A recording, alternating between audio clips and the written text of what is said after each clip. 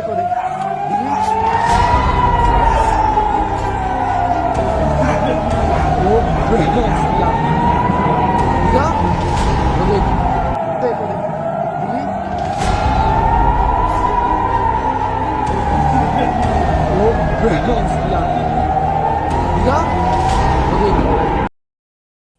फिलहाल की सिचुएशन ये है कि भाई पूरे पाकिस्तान के अंदर लॉकडाउन लग चुका है, क्योंकि पिछले 24 घंटों में भारत के हमले से पाकिस्तान के कई सारे बड़े शहर तबाह हो चुके हैं। और इतना ही नहीं, जो पाकिस्तान का रावलपिंडी क्रिकेट स्टेडियम है उसको भी भारत के हमले में तबाह कर दिया गया है। कल शाम इसमें मैच होना था। अब पीएसएल के जितने भी मैच हैं वो सारे के सारे दुबई में होंगे। ये ऑफिशियल अनाउंसमेंट करी है पाकिस्तान के क्रिकेट बोर्ड ने। भारत के हमले में पाकिस्तान का रावलपिंडी स्टेडियम तबाह, आज रात होने वाला था मैच। वहीं पर इस पर पाकिस्तान ने अपने न्यूज मीडिया में क्या अफवाह फैलाई है कि यह भारत का कोई भी हमला नहीं था, आसमानी बिजली गिरने की वजह से रावलपिंडी का स्टेडियम तबाह हुआ है। देखिए दोस्तों, नापाक हरकत का जवाब दिया है भारत ने पाकिस्तान को। 1971 के बाद पहली बार भारत ने पाकिस्तान के कराची के ऊपर हमला किया है, और ये इंडियन नेवी ने किया है आईएनएस विक्रांत के द्वारा। और इसी बीच पाकिस्तान की सेना भारत पर आरोप लगा रही है कि पाकिस्तान के 9 बड़े शहरों में जबरदस्त ड्रोन अटैक किए हैं भारत ने। वहीं पर भारत ने पाक पर की मिसाइलों की बारिश, खिलौनों की तरह तबाह हुआ पाकिस्तान फाइटर जेट। यानी कि दोस्तों, पिछले 24 घंटों में भारत ने पाकिस्तान के ऊपर एक साथ 100 मिसाइलें दागी, जिसमें भारत के कई सारे फाइटर जेट भी तबाह हो गए हैं और पाकिस्तान के कई शहरों में जबरदस्त तबाही भी हुई है।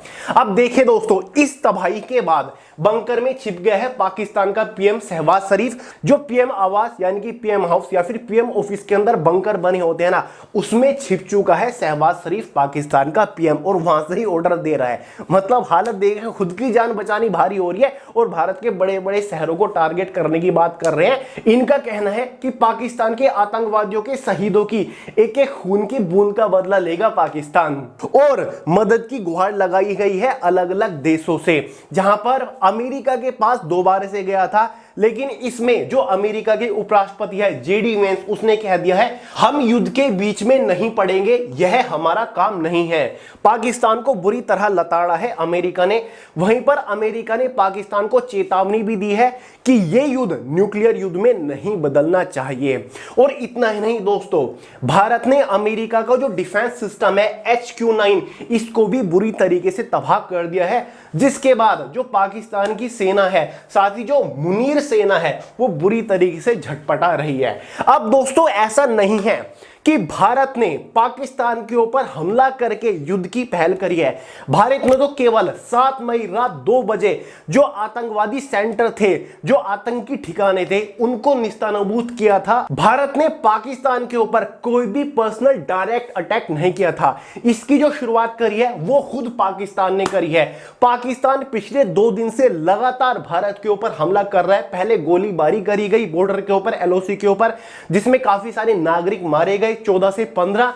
उसके बाद काफी सारे एयर हमले भी करे गए भारत के 15 से ज्यादा अलग अलग बड़े बड़े शहरों में। आप खुद देख सकते हो, इन 15 से ज्यादा शहरों के ऊपर पाकिस्तान ने हमले करने की कोशिश करी, जिसमें अवंतीपुरा, श्रीनगर, जम्मू, पठानकोट, अमृतसर, कपूरथला, जालंधर, लुधियाना, आदमपुर, भटिंडा, चंडीगढ़, नल, फलोदी, उत्तरलाई और भुज समेत उत्तरी और पश्चिमी भारत के कई सैन्य ठिकानों पर हमला करने की कोशिश की है पाकिस्तान ने। लेकिन दोस्तों, भारत का जो डिफेंस सिस्टम है वो बहुत ज्यादा स्ट्रॉन्ग है। S-400 की मदद से, जिसको सुदर्शन चक्र बोला जाता है भारत का, जो भारत का एक बहुत बेहतरीन डिफेंस सिस्टम है, इसकी मदद से एक भी हमला पाकिस्तान का सक्सेसफुल नहीं होने दिया। भारतीय सेना ने जितनी भी एयर स्ट्राइक करने की कोशिश करी है, जितनी भी मिसाइलें छोड़ी है भारत के ऊपर अलग अलग शहरों पर, उन सभी को आसमान में ही खत्म कर दिया भारत के इस सुदर्शन चक्र डिफेंस सिस्टम ने, जिसको S-400 बोला जाता है। तो न्यूज में फिलहाल यही छाया हुआ है कि भाई S-400 भारत का सुदर्शन चक्र है क्या, ये इतना स्ट्रॉन्ग क्यों है, कहां से इसको इंपोर्ट किया गया था। देखिए दोस्तों, भारत ने तो जो पाकिस्तान का एयर डिफेंस सिस्टम है HQ-9 एक ही हमले में तबाह कर दिया है, जिसकी वजह से पाकिस्तान बुरी तरीके से झटपटा रहा है। अब हालात ऐसे हैं, अगर भारत कोई भी पर्सनल अटैक करता है पाकिस्तान के ऊपर, तो पाकिस्तान उसको डिफेंड करने में सक्षम नहीं रहेगा। अब सवाल उठता है S-400 है क्या। देखिए दोस्तों, ये एक बहुत ही बेहतरीन डिफेंस सिस्टम है और ये तीन होते हैं, एक तो होता है S-300, एक होता है S-400 और एक होता है S-500। इन तीनों को कौन बनाता है? रसिया से ही ये अलग अलग देशों में इंपोर्ट किए जाते हैं। भारत के पास है S-400 और भारत बात चला रहा है S-500 को भी खरीदने की। S-400 का मतलब है ये डिफेंस सिस्टम 400 किलोमीटर तक डिफेंड कर सकता है, यानी कि अगर 400 किलोमीटर दूर कोई भी मिसाइल है उसको ये खत्म कर सकता है ऑटोमेटिकली ट्रैक करके। मान के चलिए पाकिस्तान के अंदर 400 किलोमीटर पर कोई मिसाइल लॉन्च करी गई तो ये पाकिस्तान के अंदर घुसकर 400 किलोमीटर दूर जाकर उस मिसाइल को या फिर उस एयर जेट को, फाइटर जेट को उड़ा सकता है, निस्तानाबूद कर सकता है। ये एक साथ 72 मिसाइल छोड़ सकता है, एक साथ 72 मिसाइल ये छोड़ सकता है। आप खुद देख लीजिए, S-400 जमीन से हवा में मार करने वाला मोबाइल मिसाइल सिस्टम है। मोबाइल मिसाइल सिस्टम का मतलब है कि एक पोर्टेबल मोबाइल मिसाइल सिस्टम है, इसको इधर से उधर इजीली ले जाया जा सकता है, एक ट्रक के ऊपर इस तरीके से इसको लिफ्ट किया जा सकता है। क्लियर है। भारत में रूस से यह रक्षा प्रणाली खरीदी गई थी। इसका नामकरण भगवान कृष्ण के सुदर्शन चक्र पर किया गया है। अगर एग्जाम में कभी भी क्वेश्चन पूछ ले जाए भारत का जो S-400 डिफेंस सिस्टम है इसको क्या नाम दिया गया है, तो भाई इसको नाम दिया गया है सुदर्शन चक्र। सुदर्शन चक्र के 3 स्क्वाड्रन सेना के पास है, यानी कि 3 S-400 भारतीय सेना के पास है। भारत ने पाकिस्तान की हमले की कोशिश को इसी के जरिए निष्क्रिय किया है। भारत का सुदर्शन चक्र air defence system radar surveillance range 600 kilometre है, यानी कि ये जो ट्रैक कर सकता है किसी भी मिसाइल को, ये 600 किलोमीटर तक ट्रैक कर सकता है और 400 किलोमीटर की दूरी पर आने पर उसको खत्म कर सकता है। यानी कि 600 किलोमीटर दूर अगर कोई मिसाइल लॉन्च करी गई है उसको ये इजीली ट्रैक कर लेगा और 400 किलोमीटर दूरी पर उसको खत्म कर देगा। ठीक है, मिसाइल हमले की रेंज 400 किलोमीटर है। Fighter jet, drone, cruise missile और बैलिस्टिक मिसाइल को नष्ट कर सकता है। एक समय में 80 टारगेट को ट्रैक और 36 पर एक साथ निशाना साध सकता है। तो यह है S-400 जिसका इस्तेमाल किया गया है। S-400 का इस्तेमाल भारत ने पहली बार पाक के खिलाफ सफलतापूर्वक किया। पहली बार ही इसका सफलतापूर्वक इस्तेमाल किया गया पाकिस्तान के खिलाफ। क्लियर है। और इतना ही नहीं दोस्तों, जो भारत ने पाकिस्तान के 4 फाइटर जेट भी मार गिराए हैं। भारत ने पाकिस्तान के 3 फाइटर जेट गिराए हैं। अब तक की खबर की अगर हम माने तो 4 हो चुकी हैं, क्योंकि 2 तो गिराए हैं J-17 और साथ ही 2 F-16 गिरा दिए हैं मार के।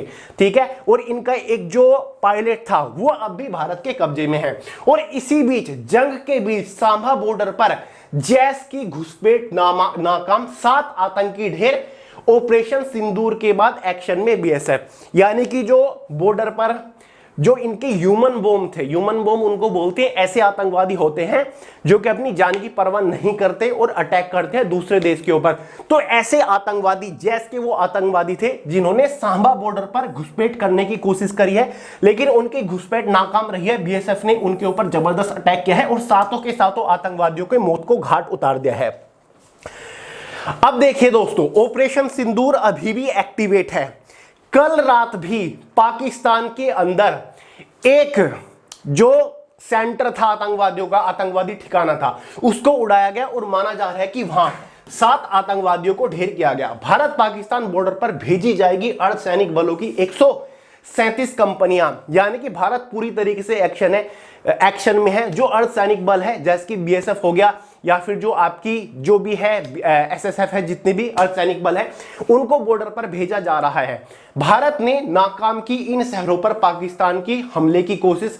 जम्मू के ऊपर काफी सारे हमले किए गए, सांभा, उधमपुर, पठानकोट, जैसलमेर, राजस्थान में भी अटैक किए गए। शुरुआत में वीडियो आपने देख ही ली होगी।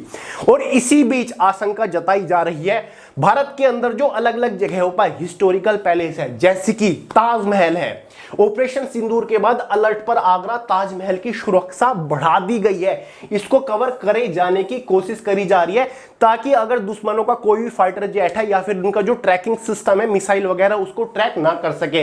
बॉर्डर पर हमला हो चुका है, दिल्ली के अधिकारियों की छुट्टी कैंसिल कर दी गई है।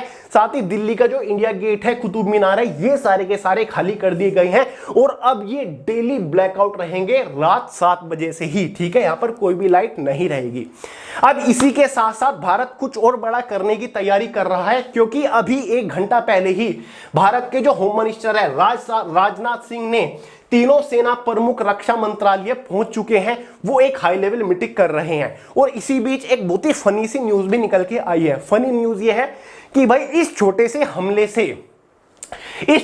हमले की वजह से, जो कि भारत का जस्ट एक ट्रेलर था, पाकिस्तान भीख मांगने पर उतर चुका है। आप देखिए, युद्ध में भारी नुकसान के बाद पाकिस्तान ने कटोरा लेकर दुनिया से मांगी लोन की भीख।